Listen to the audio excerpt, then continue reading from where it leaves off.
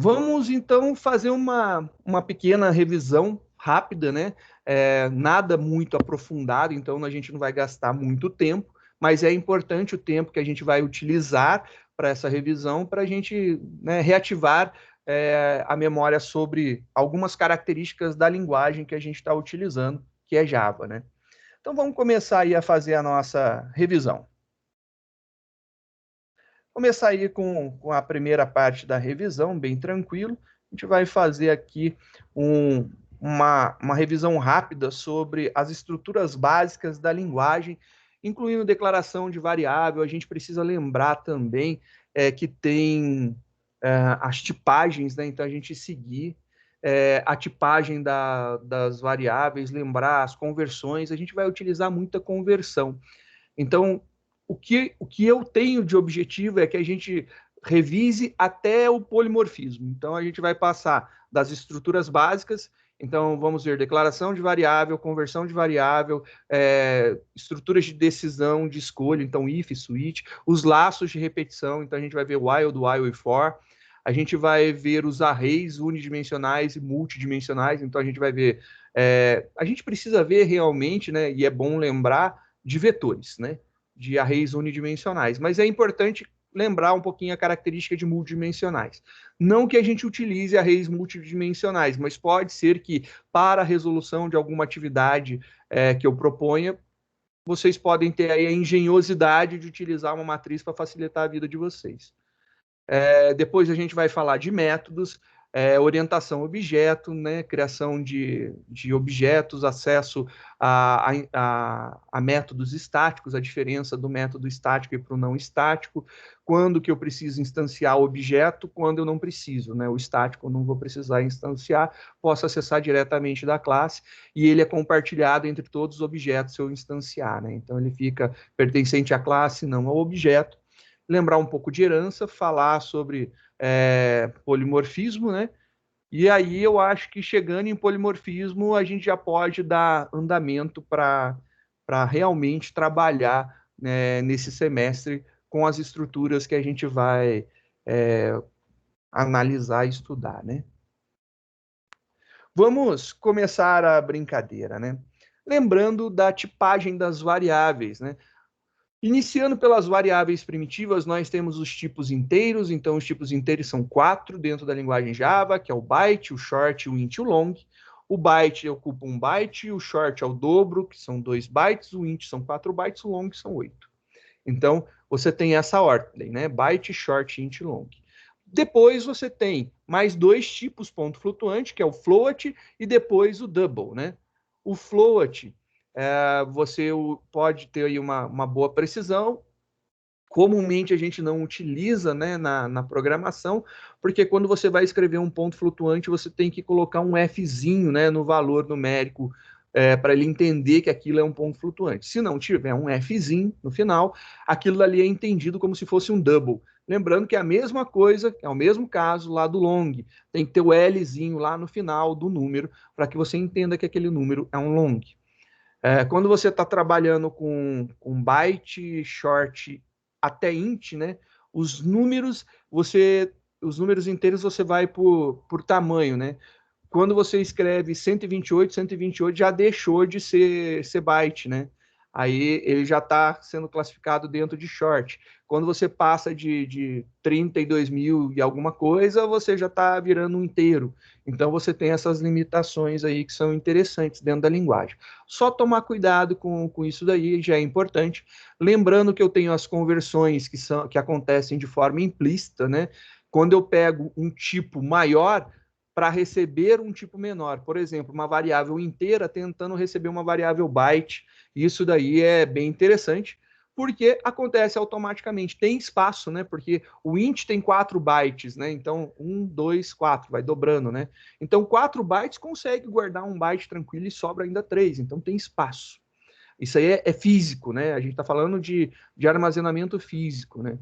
Já o oposto, a gente precisa fazer explicitamente o que a gente quer, né? A gente precisa escrever explicitamente essa conversão. Essa conversão não é automática, não é implícita, né? Então, Quando você cria uma variável do tipo byte e ela vai receber uma variável do tipo int, você tem que fazer a conversão do tipo int para byte para receber. Lembrando, então, que a gente vai usar o abre e fecha parênteses com o tipo que a gente quer, que aí é a tipagem para a qual a gente quer converter, que é o famoso cast, que é a conversão, que a gente vai utilizar muito também quando chegar no polimorfismo, né? É muito comum e a gente vai utilizar muito isso daí para trabalhar dentro das nossas estruturas.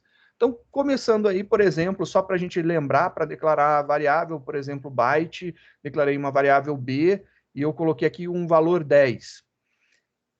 Se eu declarar uma variável int e falar que ela recebe esse valor b, isso daqui ocorre naturalmente. Por quê? Porque o b é byte, então tem 1, e o int ele é inteiro, o i é inteiro, e ele tem tamanho 4. Se eu compilar o meu programa, você vai ver que a compilação conclui com sucesso, sem problema nenhum. Agora, se eu inverter isso daqui, né? Então, se eu trocar esses caras de... Se eu trocar esses caras de posição, por exemplo, eu colocar aqui um valor 10, e aí você lembra que o byte vai de menos 128 a mais 127, aí você poderia imaginar, mais 10 cabe, mas não é esse o problema. É que isso aqui ocorre a conversão binária, e aí você tem mais 3 bytes, tudo zerado, né? Então ele tem desse valor aí para frente. Se eu compilar esse cara daqui, você vai ver que existe um erro, né? Que é tipos incompatíveis. E ele fala, ó, possível perda na conversão de inteiro para byte. E é isso que acontece. Se você imaginar, então, aqui, ó, byte, né? Tem 4 bytes dentro, o inteiro tem 4 bytes, e você está querendo somente jogar num que só caiba 1. Então, você vai ter perda dessa informação. E ele não sabe o valor que você está colocando. Então, o Java já reclama para você. Se você quiser fazer essa conversão, então você tem que fazer aqui explicitamente que você deseja converter esse valor inteiro i para byte, usando o cast. A partir desse momento, você tem aí tudo bonitinho. Você informou para a Java Virtual Machine que é a sua decisão e é de seu conhecimento isso daí, e aí funciona a conversão. As estruturas que nós temos de fluxo, né, de controle de fluxo são os ifs, os switches, os for, while e do while. São essas 5 estruturas que a gente comumente utiliza. Até orientação objeto, né, a disciplina do semestre anterior, era comum você ver que quando você criava o método só tem o ifzinho. Um while a gente só utiliza mesmo lá no programa principal, né, para fazer alguma coisa um pouco mais engenhosa. E realmente, quando você está criando uma classe, né, que represente algum objeto do mundo real, e aí é assim, dificilmente você utiliza laços, né? Só no programa principal. Porém, todavia, entretanto, agora a gente vai evoluir alguns passos, né? E quando a gente fizer a evolução de alguns passos, você vai ver que a gente vai começar a utilizar muito laços. E aí a gente vai, né, lembrar desses 3 laços, mas a gente vai ver outras formas de iterar, né? Então vai facilitar bastante a gente conhecer algumas outras ferramentas de iteração, de repetição, né? Vai ficar bem bacana que vamos lidar com outras estruturas bem legais. Então vamos lembrar como que é um if. O if é bem tranquilo também, né? Você tem if entre parênteses e aí você tem aqui a parte verdadeira. Aqui dentro você tem uma operação lógica, né? O que vem aqui tem que resultar ou em true ou em false, né? Então você vai ter aqui um resultado lógico que vai te dar true ou false. Dependendo do que a gente tiver, vai dar continuidade aqui no nosso programa. Se você tiver true, ele entra dentro do if e ocorre o desvio. Se aqui o resultado for falso, ele vai, né, pular isso daqui. Você pode ter somente dessa forma, ou você ainda pode analisar quando for falso. Então você ainda tem a possibilidade de analisar a parte falsa. Então você teria lá o teu else, né? Então com o teu else você pode analisar quando aqui tem uma resposta que é falsa. Então, o que é analisado aqui? Se responder de forma verdadeira, cai aqui dentro. Se responder de forma falsa, cai aqui dentro. O else, ele é opcional, né? Ele não tem necessidade de ser utilizado, você utiliza quando quiser, se precisar, então tem essa característica. E o bem interessante do if é que a gente usa pra caramba para fazer um monte de coisa, né?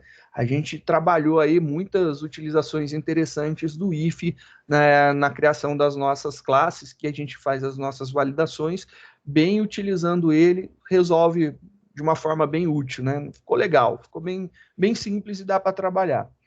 Lembro que, né, só para não deixar passar em branco, né, às vezes o óbvio deve ser dito, então vamos dizê-lo, né? O bloco, né, de abre e fecha chave, ele só é necessário quando você se utiliza de mais de um comando. Então, se aqui dentro, né, desse if, da parte verdadeira, tiver somente uma instrução, uma única instrução, não há necessidade de abertura de bloco. Então, você poderia ter algo assim, né? If, aí vem alguma coisa aqui, e aí você, ao invés de abrir né, fazer o abre e fecha do bloco, você poderia omitir isso daqui e fazer simplesmente uma instrução, sei lá, opa, system.out.println, e aqui sai alguma coisa falando lá que é verdade, por exemplo, né? Então aqui ocorre algum desvio condicional por causa de uma estrutura aí que você fez que resulte em true. Se resultar em true e você quiser apenas um comando, você pode fazer isso. Mas se você quiser abrir a chave nesse caso daqui, né? Então abrir chave e fechar chave, também pode, não tem problema nenhum, fica muito a gosto, né? É só tomar cuidado, né? Porque às vezes quando você não abre e você precisa adicionar um comando a mais, você pode se esquecer da abertura da chave e não entender por que está acontecendo aquilo. Então só esse tipo de comentário daí, vou deixar sem só para a gente ter essa menção, né? Você pode fazer isso daqui tranquilo. Nós temos a estrutura de escolha, o switch. O switch ele é bem interessante, né? Switch. Ele é assim, né? Essa daqui é a estrutura do switch. Aqui dentro, ele não vem uma comparação lógica, ele vem uma variável primitiva que eu devo de colocar, e aí eu dentro do switch coloco casos de análise, né? Em algumas linguagens, a gente tem o if else if, né? Então você tem if, else if isso, else if aquilo, else if aquilo, né? Else if facilita. Ou else, if, as if. Cada linguagem inventa uma maluquice, né? E aí, no Java, a gente não tem essa estrutura daí. A gente pode fazer else, espaço, if. Que aí você está fazendo, se não, aí você faz um outro if, né? É bem assim. Então, essa característica é uma coisa bem importante de deixar claro. O switch, ele analisa tipos primitivos. Ele não analisa objetos. Então, tipos referência não são analisados aqui. Ele não consegue interpretar esse cara. Isso daí é muito importante de lembrar. Por quê? Porque eu não consigo fazer um switch com string, porque é um objeto e não é um tipo primitivo. Então, lembrar disso daí é muito importante. Lembre-se que switch faz comparação com tipos primitivos. E eu vou deixar um destaque mais importante. Um switch faz comparação com tipos primitivos inteiros. Não dá para fazer comparação com ponto flutuante. Por quê? Problema de precisão. As conversões são muito delicadas. Os pontos flutuantes são calculados, né? E pode dar, por exemplo, você quer comparar se ele é igual a 14,1. E aí ele pode, na verdade, na hora de fazer a comparação, ele comparar com 13,999999999 entrando em dízima. É um problema de aproximação da forma com que um número é convertido, né? De um byte convertido através de uma fórmula convertido para um número ponto flutuante.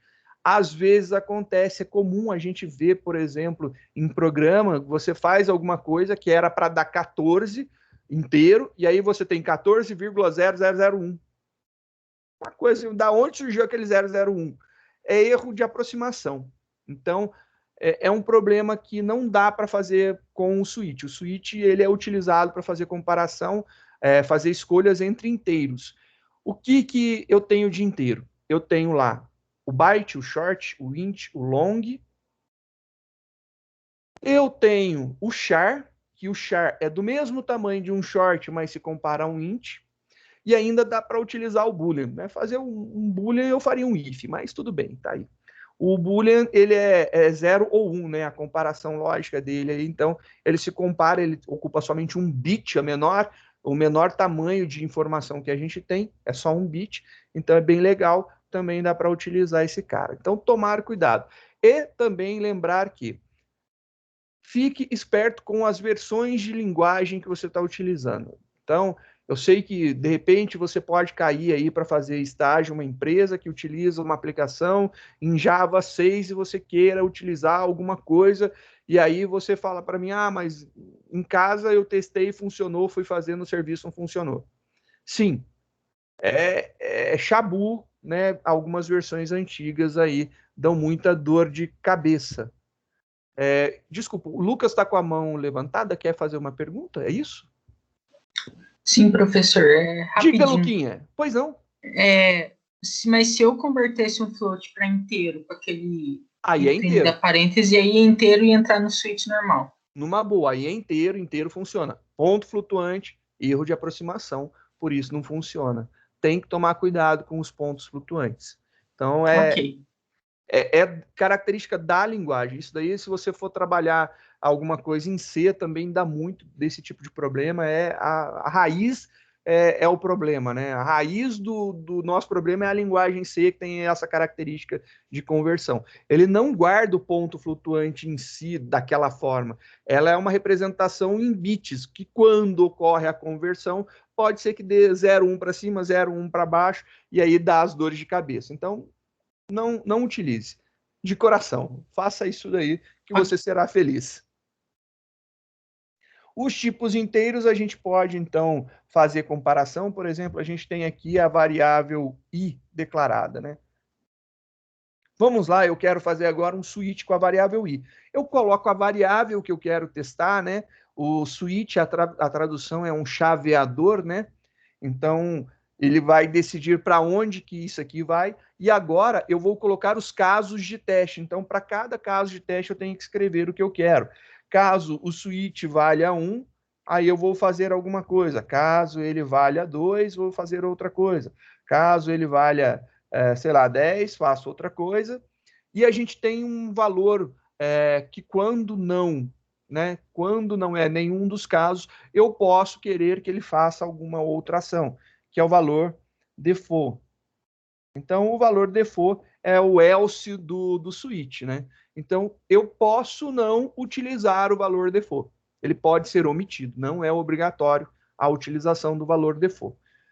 O que acontece de muito maluco no switch é, após ele entrar em um dos casos, ele segue todos os outros casos até o final.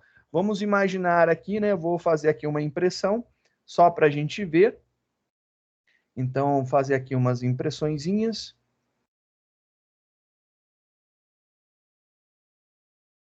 Então, aqui eu vou falar aqui, é 1, é 2, é 10, não é.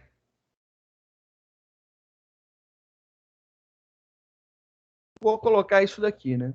Então, teoricamente, pelo valor que o nosso i está assumindo aqui, ele assume o valor 10, teoricamente ele deve de cair aqui e imprimir o E10, né? E aí, vamos ver se é essa a impressão. Se não tem nenhum erro de compilação, não, beleza. Execução, ele imprimiu o E10 e o não é. E aí você pode falar assim, que estranho isso, né? É uma coisa meio esquisita. Sim, é bem esquisito, porque se fosse, né, um i igual a 1, olha só o que queria ocorrer aqui, né? No switch, compilou, executou, ele imprimir lá é 1, é 2, é 10 e não é. Ou seja, a partir do momento que ele entra em um dos casos de teste, ele vai passar por todos os outros. Para que isso não aconteça, a gente tem que obrigatoriamente, se for desejo que não aconteça, utilizar o comando break para brecar a entrada dele, né? Fazer com que ele não entre, né, nessa suíte de teste. Então, eu colocando um break aqui, teoricamente, ele não vai passar para os demais. E olha lá, compilou, executou, beleza, funcionou. Só que não é só nesse local, eu preciso colocar nos demais, né? Caso haja interesse, mais uma vez, né? Tem que deixar bem claro, para que ele não faça isso daqui. O default, como é o último caso de teste, se não o nosso, né?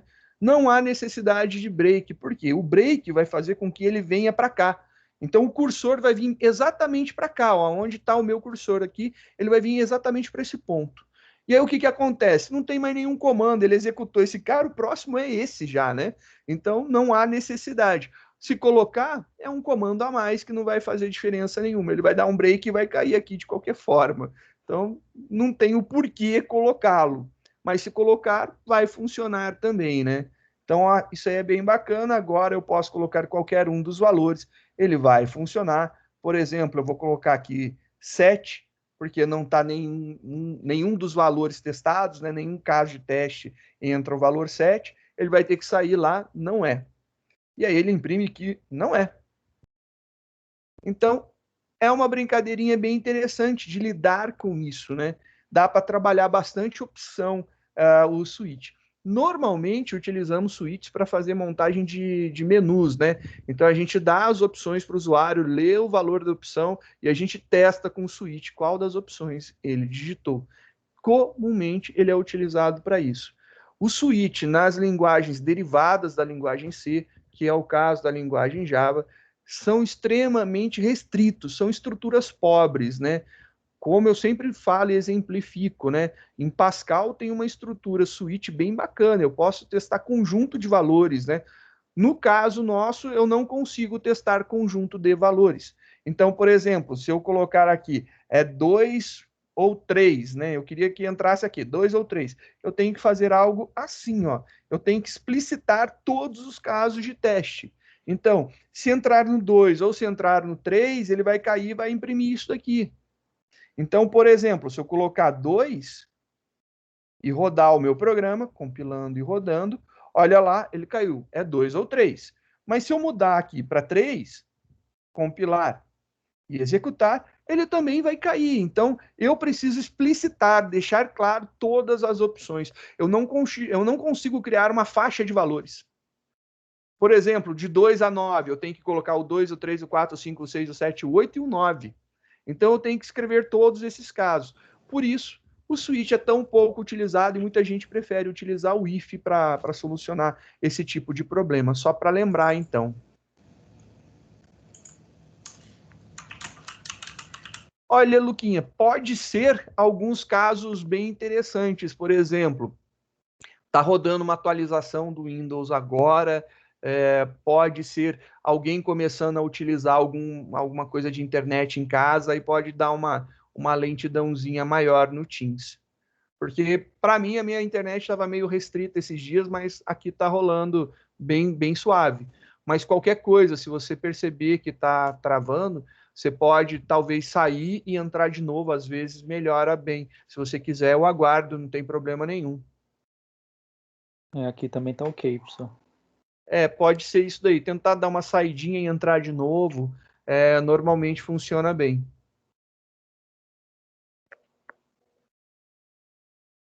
Beleza, eu aguardo um pouquinho, não tem problema não.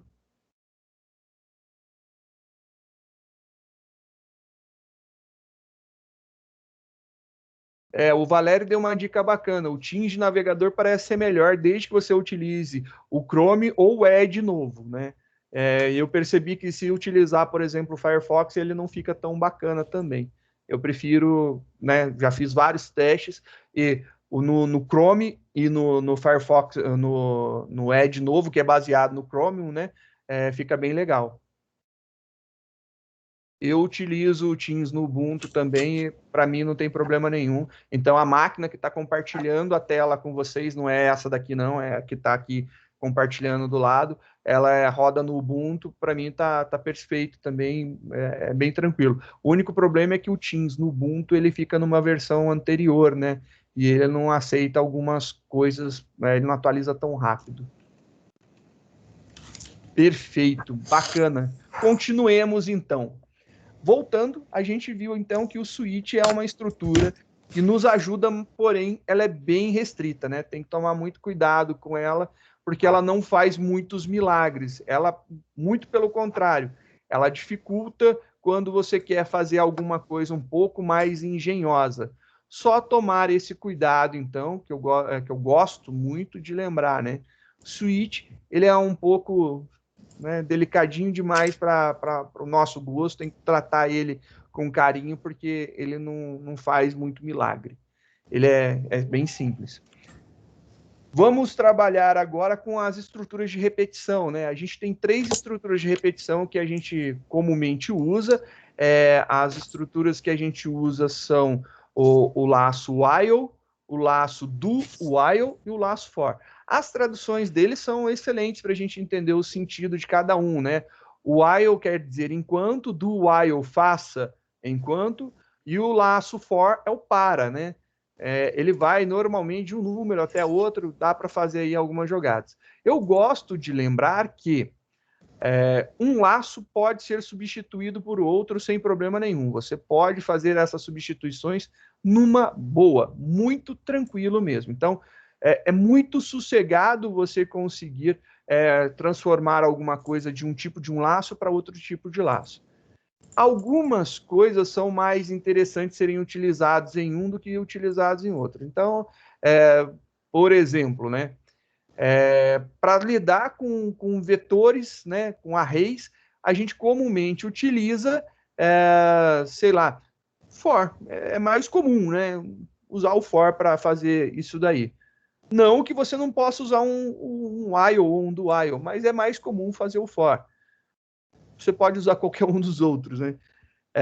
Para fazer estruturas aonde a gente vai, estruturas de validação, aonde você lê um valor e esse valor ele deve ser testado, normalmente a gente utiliza um do while, justamente para você não ter problemas de ter entrada, né? Você ter que ler o valor para depois fazer o teste. Então você faz né? Faça a entrada do valor e testa depois. Se não der certo, ele volta e vai fazer a entrada e vai ficar nesse laço até você fornecer algum valor que seja interessante. Então, isso daí eu acho que é bem legal e funciona muito bem, resolve bastante os nossos problemas, facilita, mas como eu falo, é muito gosto, né? Tem gente que não gosta. Existe aí, há muito tempo atrás, tinha pessoas dentro de comunidade de desenvolvimento de linguagem que queria extirpar o for, porque achava que o for é inútil, que blá, blá, blá. É gosto, cara. Tem lá, vai usar e tá tudo certo e seja feliz com isso. Vamos ver as estruturas que nós temos, então. Vamos começar lá pelo while, né? O while, e aí aqui a gente tem a nossa estrutura. Novamente, a gente tem abertura e fechamento aqui de chave, porque normalmente, não quer dizer que sempre, a gente tem mais de uma instrução dentro de um while. A gente faz um laço, normalmente ele é composto por 3 partes, né? Tem a inicialização da variável, o teste lógico, né? Ou a comparação lógica, e depois o incremento ou decremento, que também é a forma com que você quebra o laço. Então é muito importante você utilizar essas estruturas daí. Vamos ver aqui, por exemplo, eu vou dar um valor inicial para a nossa variável i, só para a gente ter um valor de controle, né? Comecei lá minha variável i com 1 e eu quero que ela vá até 10. Então, i menor igual a 10. Então, eu quero fazer um teste enquanto a minha variável não chegue no valor 10. Vou fazer aqui alguma coisa, estou fazendo aqui alguma instrução qualquer, e depois, se eu quiser estourar esse laço, eu vou incrementando essa variável de 1 em 1, se eu quiser, de 2 em 2, de 3 em 3, ou já atribuo um valor gigante para ele estourar o laço, independente. Fica aí as possibilidades de utilização da variável aqui para controlar. Eu lembro para vocês que não é necessário, não é obrigatório que a variável que você utiliza de controle, ou seja, nesse caso aqui a nossa variável i, seja ela a variável que você vai usar dentro do laço. Você pode utilizá-la somente como um contador. E dentro do laço você cria uma outra variável para fazer a iteração. é demanda e necessidade, né? E nisso daí eu queria lembrá-los que tem uma lista de laços lá de linguagem de programação e uma parte de sequências que eu faço exercícios específicos para esse tipo de treino, né? Então a lista de laços ela é pensada para você lembrar e ter conhecimento sobre isso daqui. Então, essa daqui é a forma do nosso laço. Eu vou colocar aqui uma impressão somente para a gente ver, né? Então, fazer uma impressãozinha simples aqui. System.out.println. E eu vou fazer aqui uma impressão só para a gente acompanhar o que está acontecendo.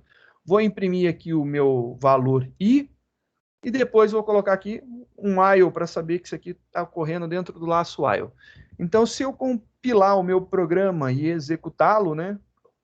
Olha lá agora, ele vai imprimir 1, 2, 3, 4, 5, 6, 7, 8, 9, 10. Ele vai imprimir 10 vezes, né? Professor, você está exibindo a tela? Eu tô. Saiu? Tá sim. Que aqui não está aparecendo o senhor. Tu clicou na tela dele, na foto dele, para ver ele mais de perto. Também tem essa possibilidade, né? Mas eu vou fazer o seguinte, eu vou descompartilhar e compartilho de novo. Por favor, professor. Muito obrigado. Às vezes buga, né? Às vezes buga, realmente. Também se você sair, né, às vezes clica num negócio, vai para outro, ele também dá essa bugada daí. Eu já tive essas experiências em eu assistindo, né? Não compartilhando, mas assistindo. Aí, professor. Muito obrigado. Opa! Perfeito. E, professor, ele não deu conflito com aquele I que o senhor criou lá em cima, né? Não, porque aqui eu não recriei, eu simplesmente modifiquei o valor. Não tem uma declaração, eu só estou falando que o I agora aqui vale tanto, né? No então, meu aqui, ele mandou eu declarar de novo. Aqui, ó. Lembrando que eu não fiz isso daqui, ó. Então, não fiz. E uma coisa muito importante, o meu I, ele está no escopo mais aberto do meu método principal. Ele foi lá declarado no método principal. Não está dentro de nenhuma estrutura, né? Dentro do while ou qualquer outra coisa. Então, funciona bem fazer dessa forma também, sem problema nenhum. E aqui eu posso utilizar ele tranquilo. Deu certo aí, falando nisso, Paixão? Deu certo. É que eu coloquei X, né? Eu declarei só que X aqui. Faz parte, né? Agora, vamos ver o seguinte. O while, ele tem o do while, né? E é bem interessante como que funciona.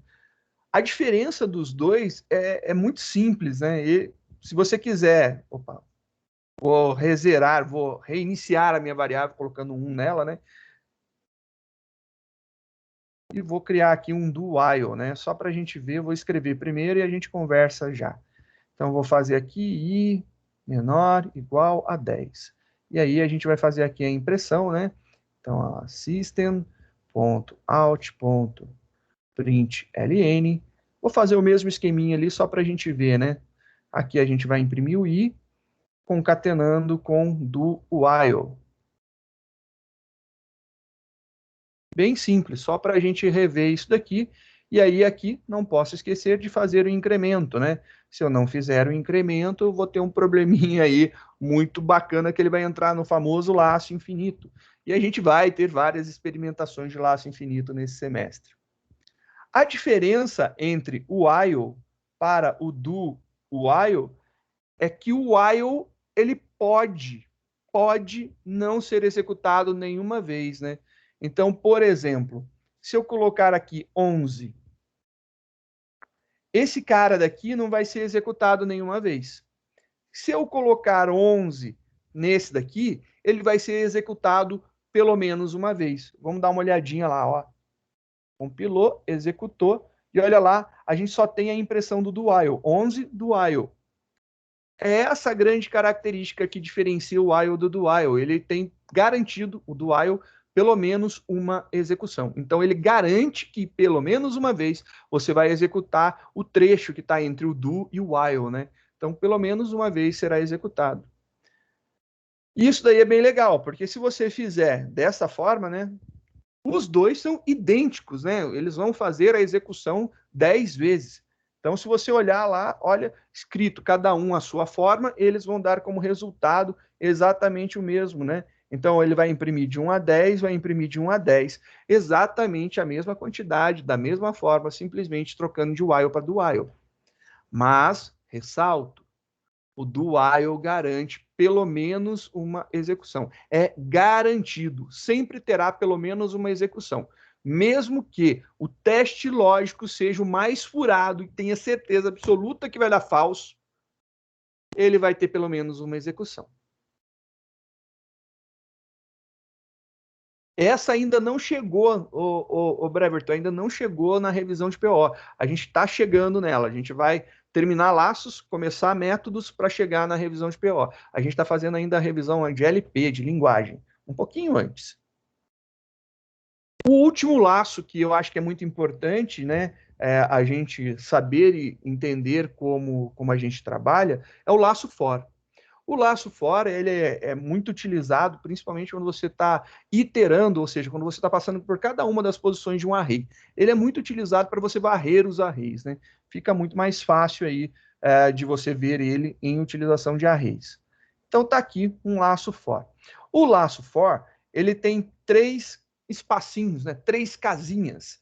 Então você tem aqui a primeira casinha, aonde você faz a inicialização da sua variável. Então, por exemplo, se eu quiser aqui, eu declaro, por exemplo, meu i igual a 1, que nem a gente conversou. Depois, na casinha do meio, eu vou fazer o meu teste lógico, né? O que vai garantir a repetição, né? Então, o meu teste lógico aqui, vou fazer i menor igual a 10, assim como nos outros casos, só para a gente ver. E no final, a gente tem a última casinha, que é a casinha do incremento ou decremento, né? É aí que eu vou fazer a operação aritmética ou qualquer outra operação necessária para transformar o meu valor, quebrar o meu laço de repetição, fazendo com que ele deixe de repetir. Então aqui eu vou fazer um i mais mais, assim como a gente fez em tudo. Diferente dos demais, né, a gente escreve tudo dentro dele. Então eu tenho aqui a inicialização, o teste e depois o incremento. Lembrando que nos outros a inicialização normalmente é antes, o teste, né, a inicialização antes, o teste, no caso do while é no começo, no do while é no final, e o incremento é dentro. Não necessariamente eu preciso escrever tudo aqui. Eu posso pegar esse cara daqui e colocar para fora. Então eu posso colocar antes do for. Eu posso pegar esse incremento daqui e colocar dentro. E esse teste lógico, eu ainda posso arrancar esse teste lógico daqui e colocar, por exemplo, dentro de um if, né? E se for verdade, eu dou um break. Dá para fazer uma bagunça dessa daí. Então, é uma possibilidade fazer isso daí. Diga, Gabi, qual a sua dúvida? Sir, se eu declarar a variável dentro da estrutura, eu só posso utilizar ela dentro dessa estrutura? Ela só existe dentro da estrutura por uma questão de visão de escopo. Ela só existe ali dentro. Então, se eu declarar aqui, né, um int i, ele só vai existir quando eu abrir a chave até o fechamento dessa chave. Passou dessa chave daqui, ele deixa de existir. Entendi. Então, isso daí é o famoso escopo, aonde aquela variável existe. Fora do laço, ela deixa de existir. É legal porque você teria, por exemplo, uma variável que só é utilizada ali dentro. Saiu dali, ela deixa de ser utilizada, deixa de ocupar espaço em memória, você está liberando a variável. Tem suas vantagens em se fazer dessa forma. Entendi. Obrigada, Sir. Imagina. Aqui, então, eu posso fazer dessa forma, eu vou tirar, porque o meu i já foi declarado, né? Então, não tem motivo de redeclará-lo. Se eu tentar fazer isso daqui, ele vai dizer que o i já existe dentro do método principal. Então, não vai dar certo. Teria que ser, por exemplo, um j, uma outra variável qualquer, para que pudesse ser colocada aqui dentro do nosso laço. Então, por conta disso, eu vou tirar essa declaração daqui. Agora, esse cara já funciona, já está tudo bonitinho. Vou fazer aqui a impressão, system.out.println. A gente vai fazer aqui, colocar o i mais, e eu vou colocar aqui um tracinho espaço for. É isso daqui. Então, a gente vai ter, nesse momento, a impressão de 10 vezes a palavra for. Coloquei o i ali para a gente ver, né, a contagem, e ele vai imprimir 10 vezes. perfeitinho. Todos funcionam muito bem dessa forma daí, bem tranquilo. Lembrando, então, que eu posso, por exemplo, pegar esse cara, eu tiro ele daqui e coloco para fora. Mas eu tenho que deixar o ponto e vírgula aqui, né? Então, o ponto e vírgula, esse daqui e esse daqui precisam estar declarados dentro do laço for. Então, eu posso fazer dessa forma. Se eu compilar o meu programa e rodar, ele vai fazer da mesma forma. Eu posso pegar esse incremento, tirar daqui e colocar ele para dentro do laço. Então, posso fazer isso daqui. Compilou, executou. Está lá bonitinho. Ele vai funcionar também da mesma forma. Eu posso criar um laço infinito simplesmente tirando, né, a comparação lógica. Então, tirei a comparação lógica aqui. E aí, brum, virou um laço infinito. Você pode ver que sobe pra caramba o uso de processador aqui. Olha lá, tá batendo de 70% a 80% de uso. E eu posso fazer esse teste lógico aqui dentro, né? Então, eu posso jogar esse cara aqui dentro de um if, né? Então, isso daqui é totalmente possível. Então, aqui só para lembrar, dá para fazer esse teste lógico aqui. Posso fazer dessa forma daqui. Se for menor, não, se for maior que 10, né, aí eu tenho que fazer o processo de inversão. Se for maior que 10, aí eu dou um break. Então, compilando e executando, ele tem lá bonitinho 10 impressões. E você, na verdade, tem um for sem nada, né? É totalmente possível. Não sei se é legal fazer dessa forma, mas eu estou falando que é possível. É só para mostrar possibilidade. Vou voltar para o que era padrãozão, só para deixar bonitinho. Está gravado aí, está mostrando para vocês como que se faz, né? Então, a gente voltando aqui, deixar aqui a estrutura do for convencionalmente criada dessa maneira, né? Então, aqui a gente tem esses detalhes. Vamos falar agora sobre arrays, né? O array é uma estrutura bem interessante que a gente usa bastante. Em estrutura de dados, a gente usa para tudo, né? A gente vai usar do início da disciplina ao fim da disciplina array. Pra caramba, então. A gente usa muito. Então, é importante que não haja dúvidas, né, sobre a utilização. E é exatamente isso, Derek, que você falou sobre fazer o for lá, né? For abre parênteses, ponto e vírgula, fecha parênteses. Perde o sentido dele, né? De você poder fazer tudo numa linha só, né? Como eu disse, é possível. Não quero dizer que você vá utilizar ou que é uma boa prática. Estou falando de possibilidade da linguagem. A linguagem permite. Só isso daí. Não recomendo fazer um for daquele jeito, porque é muito louco. Aqui, então, vamos começar a entender como que funcionam os nossos arrays, né? Array é uma estrutura de repetição, é uma estrutura de repetição, perdão, é uma estrutura de armazenamento aonde você declara o tamanho, a quantidade de caixinhas que você deseja ter sobre o mesmo tipo. Por exemplo, se você precisar ler a idade de pessoas que foram vacinadas entre segunda e terça-feira dessa semana. Então, você quer registrar isso daí. Você pode criar um array para ir armazenando as idades. E aí, como você sabe que a idade é inteira, você declara um array de inteiros. Então, todas as suas posições são do mesmo tipo. Uma característica muito legal do array é isso daí. Já pensou você ter que ler, por exemplo, a idade de 3 pessoas? Então, você vai declarar lá pessoa 1, pessoa 2 e pessoa 3. Idade da pessoa 1, idade da pessoa 2, idade da pessoa 3. Você vai ter que declarar 3 variáveis, vai ter que fazer 3 solicitações de entrada e vai ter que guardar cada valor em uma variável. Tudo que você for precisar fazer, você vai ter que usar as 3 variáveis. Eu quero saber a soma das idades das 3 pessoas. Então, você vai ter que fazer lá a idade da pessoa 1, mais idade da pessoa 2, mais idade da pessoa 3. Eu quero saber a média. Se você guardou isso dentro de uma variável, você pega essa variável e divide por 3. E aí você tem o valor da média. Perfeito, é legal, né? Você fala assim, é fácil. E se fosse 3 milhões de pessoas? Para você saber aí fazer a soma das idades, a média das idades de 3 milhões de pessoas. complicou. Então, assim, na minha opinião, array é uma solução fabulosa. Já pensou você ter que declarar tudo isso de nome de variável? Então, você ter que declarar, sei lá, vamos colocar que fosse 300 pessoas, né? Você ter que declarar 300 variáveis. Você teria que fazer 300 processos de entrada de informação. É muita coisa, dá muito trabalho fazer isso. É um esforço homérico e burro, porque você tem uma estrutura que te facilita a vida. Então, pelo amor de Deus, não sofra, né? Eu acho que a ignorância é uma dádiva divina até certo ponto, né? Aí já não é, né? A gente tem que entender. Diga, Paixão.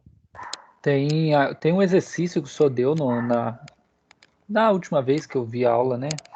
Que era para enumerar os números primos e tudo mais na sequência numérica, e depois eu ainda fiquei brincando em fazer a soma do número 2, ou com, tipo, pega o quarto número primo, soma com o milésimo número primo, e vê quanto que dá a soma entre os números que estão entre eles. Eu fiquei brincando nisso e só pude por conta do array, né? Que organiza, dá o ponto sorte lá, né? E uma coisa muito importante do que você comentou, o acesso a isso é muito rápido, né? Então, depois que você gerou e alimentou, o array está ali, você acessa as informações de uma forma muito rápida. E é muito rápido mesmo, né? A leitura, né? Você ir naquele determinado ponto e lá no outro ponto, não importa o tamanho do teu array, é muito rápido. E esse é rápido mesmo. Tanto é que vem se falar aí, eu aposto que muita gente fala, mas array list, meu filho, você acha que array list usa o quê por debaixo dos panos? Array, né? Normal. É isso que ele usa por debaixo dos panos. Então, a gente está, na verdade, trabalhando com uma estrutura muito, muito útil e muito rápida. Ela é bem interessante. Nossa, eu concordo que a camada de abstração, né? A Gisele falou aqui, isso faz muita falta, mas muita falta, né? No desafio de programação. A camada de abstração que o array list ou linked list, qualquer uma das listas prover para a gente é absurda, ela facilita a vida e a gente vai ver como ela facilita a vida, né? Então a gente vai criar o nosso próprio array list, o nosso próprio linked list. Então a gente vai entender como que uma lista dessa funciona, sabendo tudo por cima, né? A camada de abstração dela e sabendo por debaixo dos panos, né? Como que está funcionando as engrenagens ali por trás. É muito legal e você vai ver que realmente facilita muito a vida, entender. É muito bacana. Facilita e a gente tem coisas que valem a pena utilizar coisas que valem a pena utilizar outras estruturas, e é por isso que a gente estuda, né? Para a gente poder se aproveitar do melhor das características, né? De cada uma das estruturas que existem. E aí, a gente precisa entender que, para estudar qualquer coisa, a gente vai precisar saber bem array. Para tanto, vamos entender agora como que um array é declarado, como que um array é utilizado. Ó, o Ricardinho já mandando lá consultar o cliente por ID para cancelar a internet que não pagou.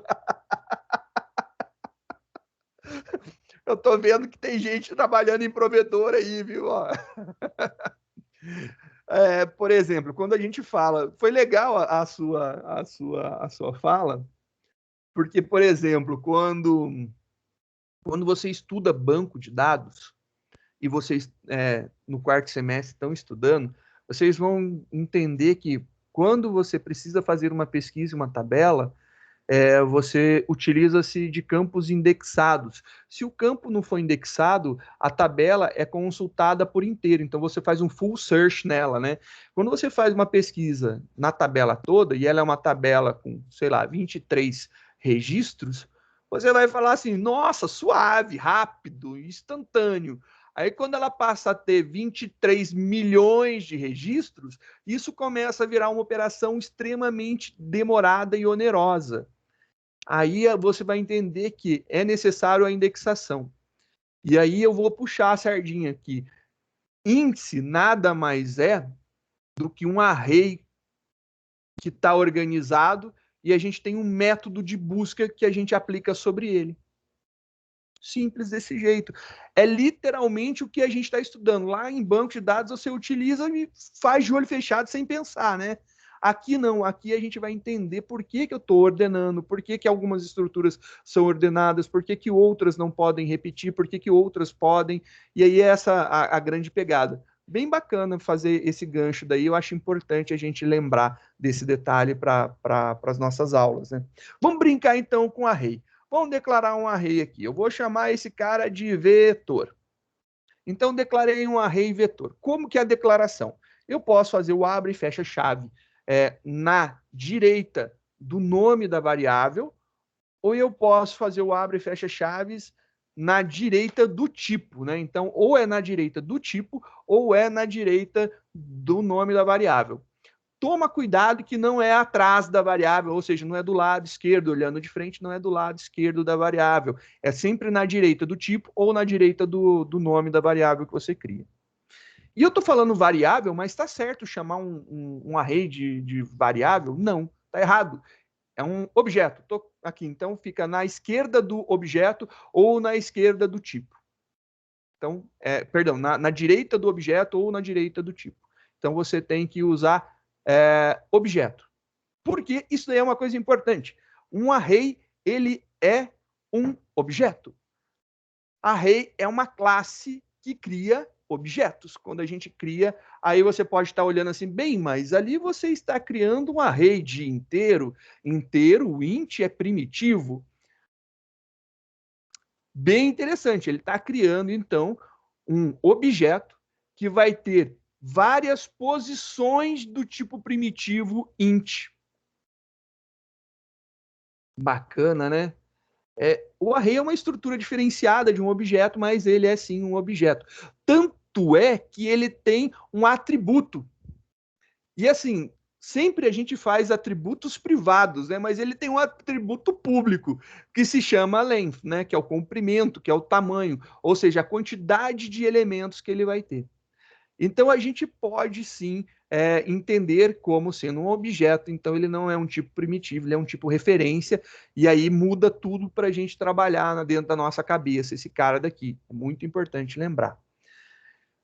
Quando eu faço dessa forma a declaração de um vetor, aqui eu estou falando o seguinte, esse array que a gente está criando chamado vetor, eu estou declarando um array de inteiros chamado vetor. Se eu fizer desta forma daqui, eu estou criando um array chamado vetor de inteiros. O resultado final é exatamente o mesmo. Não existe diferença no resultado final de um e de outro. A única coisa é a forma com que é construído, mas o produto final, para a gente, está aí bonitinho, o mesmo. Esse cara tanto é um objeto que a gente precisa utilizar o operador de instanciação new para que a gente crie uma nova instância. Então, eu estou criando uma nova instância e a gente tem aqui um tipo padrão que diz a quantidade de elementos que a gente quer, né? Então, eu criei um vetor de 5 posições, de 5 elementos, está lá. Então, são 5 posições de inteiros dentro desse objeto chamado vetor. E aí, esse array que a gente acabou de criar, a gente pode fazer de várias formas. Eu posso fazer uma declaração dessa forma, direta, né? Então, eu declarei tudo numa linha só, ou eu poderia ter feito isso aqui em 2 linhas. Quando eu faço isso daqui em 2 linhas, né? Ele fica exatamente dessa forma. Você declara ele numa linha, na outra linha você dimensiona. Só que aí você não pode mais utilizar o abre e fecha nele. Você tem que fazer desta forma. É o nome do teu array é igual a new int, e aí a quantidade de posições que você deseja, né? E lembrando que esse cara daqui, ele deve de ser do mesmo tipo que esse daqui. Mais ou menos verdade, né? Ele tem que caber dentro, né? Então, se for igual, cabe, porque 4 com 4 bate certinho. Mas se eu pegar e declarar do outro lado como short, também dá, porque short é 2. Se eu declarar como byte, byte é 1, também dá. Então, seria totalmente possível. E aí a gente poderia fazer alguma coisa do tipo. Se eu compilar esse programa daqui, ó, funcionou. Se eu declarar esse cara como long, e compilar o meu programa, ele vai ter lá, olha, não deu certo por causa do int, não sei o quê. Um array de long não pode ser convertido para um array de int. Aí você fala, nossa, mas não é maior, não cabe. A gente está lidando com um tipo diferente. Array não é primitivo. Toma cuidado. Esse cara daqui, né, o abre e fecha que a gente está lidando aqui, ó, torna esse cara um tipo classe e não um tipo primitivo. Essas conversões só funcionam no primitivo. É uma lógica muito legal. Se você fizer isso aqui, não funciona. Aí você pode falar para mim, ah, professor, mas e se eu declarar dessa forma aqui? Funcionaria? Porque caberia, né? Opa. Professor, Opa. você Diga. está streamando 2 telas? Não, estou streamando uma só. Ah, tá. Eu só tenho uma tela. Ah, tá. Tá estranhando que o cursor ali não estava mexendo enquanto você explica, mas eu queria saber se tem como criar um vetor de Boolean. Tem. É só declarar esse cara aqui como Boolean. Olha lá, em vez de long, Boolean. Acabou.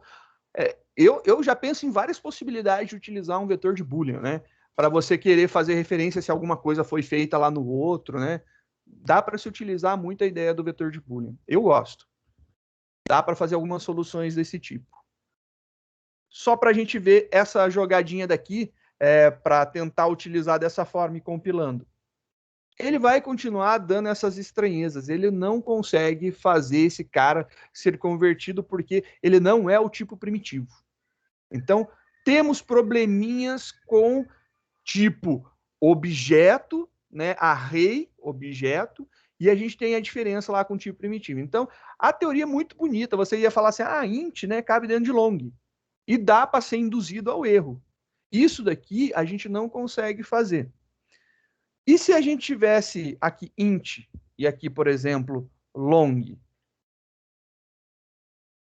Ele também não consegue fazer essa conversão. Você poderia imaginar que a atribuição estaria inversa, mas não é isso. É que não existe um conversor que vá transformar um array de int para um array de long. Não existe esse conversor. Não existe essa forma de conversão. Você teria que criar isso daí. Então você teria que fazer lá um métodozinho mágico que pegaria cada um dos elementos e faria a conversão. Você vai fazer cast? Não dá para fazer o cache para ele direto. Ele não converte ao array. O array, pelo que eu já estudei, não converte. Você tem que fazer na mão essas conversões. Então, você pode pegar os elementos e ir passando. Aí você converte o elemento numa boa, funciona. Mas a conversão dele de tipo array, de um para o tipo array para o outro, não existe. Eu não achei nada. Se alguém descobrir, por gentileza, compartilha comigo que eu vou ficar muito feliz de como que se faz isso daí, e aí eu vou utilizar também para fazer essas conversões. Mas por enquanto que eu conheça, eu não sei como fazer isso daí.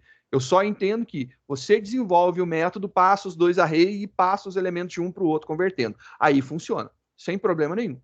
Aí dá para fazer essas conversões, existem até alguns métodos que fazem isso daí nas classes arrays, né? Você passa um array inteiro, ele devolve um array de, sei lá, de Boolean. Ele consegue fazer lá umas conversões malucas. Você consegue fazer qualquer coisa se você criar também a necessidade, né? Então, isso daqui é muito importante, porque leva né, a gente a entender que int e long não têm a mesma raiz. Já estou puxando lá em orientação a objeto, né? Quando a gente está falando de polimorfismo. Se eles tivessem a mesma raiz, a conversão seria possível. Como não tem a mesma raiz, não tem a possibilidade de conversão. É simplesmente porque são raízes diferentes, né? Então não tem essa conversão direta por conta disso. Então aqui eu poderia fazer simplesmente dessa forma, inteiro para inteiro, e aí funcionaria. Isso daqui já faz com que a gente tenha o nosso vetor. E para iterar esse cara, né? A gente vai utilizar aqui, eu gosto de utilizar o for, vou utilizar ele para a gente fazer a nossa iteração. Então, só para a gente ver aqui a impressão.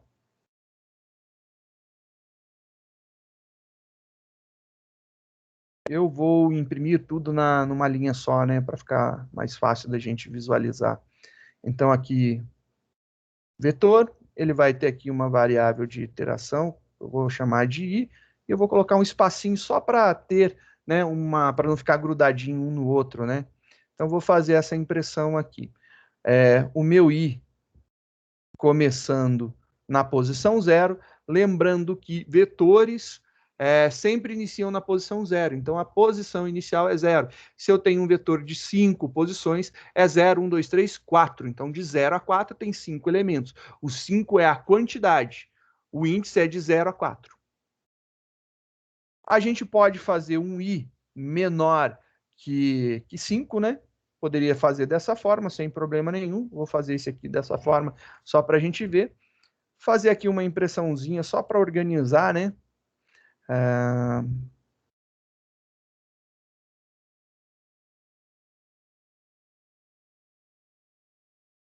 Vetor, e aí vai imprimir o nosso vetor aqui. Tá lá nosso forzinho, indo de 0 até 4, de 1 em 1. A gente vai imprimir cada um dos elementos do nosso array de 5 posições e voilá, olha lá, 1, 2, 3, 4, 5 zeros. Lembrando, E aí, né? Pois não? Lembrando, né, que o vetor.length ainda lê o tamanho sem eu precisar ficar toda hora digitando e mudando no meu for o tamanho do meu vetor, né? Perfeito. Agora vem uma característica que eu gostaria de elencar, né? Olha só, se eu não der um valor inicial, então tirei aqui a inicialização do meu i, e eu compilar, ele vai dar um problema aqui, porque o i não tem um valor, e ele vai falar que a variável i, ela tem a necessidade de ter um valor inicial, para que eu possa utilizar. Então, variáveis primitivas não têm valor inicial padrão. Beleza? Aí eu vou e compilo o meu programa e executo ele novamente, e você fala, mas, oxe, porque cargas d'água está cheio de 0, então, se eu não dei valores iniciais, e foi tudo declarado aqui, né? Eu declarei um array de inteiros. Porque quando você cria uma classe, e aí você instancia objetos a partir da classe, para que não ocorra esse problema, no ato do new, na hora de instanciar, todos os valores primitivos recebem um valor padrão inicial. Os números começam, então, com 0. Se for inteiro, 0. Se for booleano, 0.0. E se for booleano, se for ponto flutuante. E os booleanos começam com false, né? Então, você tem essa característica. Desculpa, vocês têm essa característica. O false para os booleanos e os zeros para os tipos inteiros e ponto flutuantes, né? Então, tá aí o porquê. E muito bem lembrado, eu ia falar mais para frente, mas já como o Paixão comentou, eu acho muito bem útil a gente sempre se utilizar das características da linguagem. Como eu disse para vocês, arrays são objetos, né? E ele tem um atributo chamado comprimento, length, né? E aí, por exemplo, vetor.length. Esse cara daqui é o atributo público da minha classe array, que gerou o objeto vetor, e eu tenho acesso a ele. Ele não está como privado, né? Ele tem visibilidade pública. Por isso eu posso acessá-lo. Então é a característica dele. Eu posso fazer isso daí, desta forma. Ô, professor, quais são as outras características de um vetor? Porque eu só lembro da length. Só tem ela. Ah, tá. Então tá bom. Tô lembrando de boa, então. Lembrou tudo que tem. Lembrei tudo. É muito estranho, porque ela só tem essa característica pública, né? Que normalmente se utilizariam de um método para fazer a devolução dessa informação. Muito estranhamente, eles mantêm uma propriedade pública, que não é comum devido às características da linguagem. Se você for pegar, por exemplo, um array list, você tem lá o size, né? Que é o tamanho, e é um método. E, professor, esse i aí que está dentro desse vetor, aí dentro, o i, que está do lado do vetor, ele está imprimindo qual i? Não é esse i que está no for, não, né? É. Mas, Esse cara. professor, se eu coloco ele imprime 0. Sim. Se eu coloco assim do jeito que o senhor tá colocando aí, ele só imprime 0. Sim, a olha quantidade lá. de vezes. Mas quando... Entendi. Não, tá tudo tranquilo, então.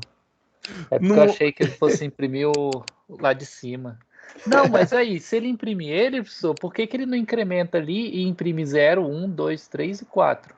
não, é índice. O vetor, se lembra que eu acabei de falar? Quando você Porque cria um a vetor, posição, né? o i é posição. Quando você está Ah, não, tá imprimindo ok. um vetor, o que que acontece? Você criou ele aqui. Ele é do tipo inteiro.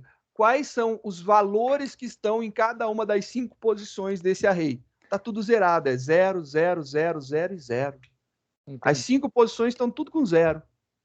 A gente não colocou valores ali dentro, né? Por isso que está dessa forma.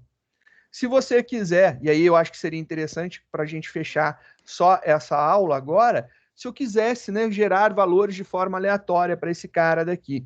Então a gente poderia fazer lá um vetor na posição de i, vai receber uma conversão para inteiro, porque a gente está lidando com inteiro, de um math.random. E aí vocês querem de quanto? Sei lá, vamos colocar aí de 10, né? Gerando aí um aleatório de 0 a 9, né? É sempre excluso, né? De 0 a 9. Agora a gente vai ter valores, né? E aí, olha lá, 1, 6, 8, 6. Tá aí, bonitinho, a gente gerando valores pra gente. Tá o mais bacana, como são valores aleatórios, cada execução vai sair um valor, né? Então não tem um esquema daí fixo, a gente não está mantendo nada fixo, gerando aleatório só para ver coisas diferentes de zero. Ainda há possibilidade, é bem remota, bem restrita, mas, por exemplo, a gente teve a geração de 2 zeros consecutivos, né? Mas pode ser de que, né, como é aleatório, uma maluquice gerar 5 zeros, né? E aí daria a impressão que não estava gerando, mas gerou, está gerando aleatoriamente 5 zeros. Só para registrar. Eu acho que, por enquanto, tá bom. A gente pode dar uma paradinha para dar uma respirada. Farei uma chamadinha e daqui a pouco a gente volta.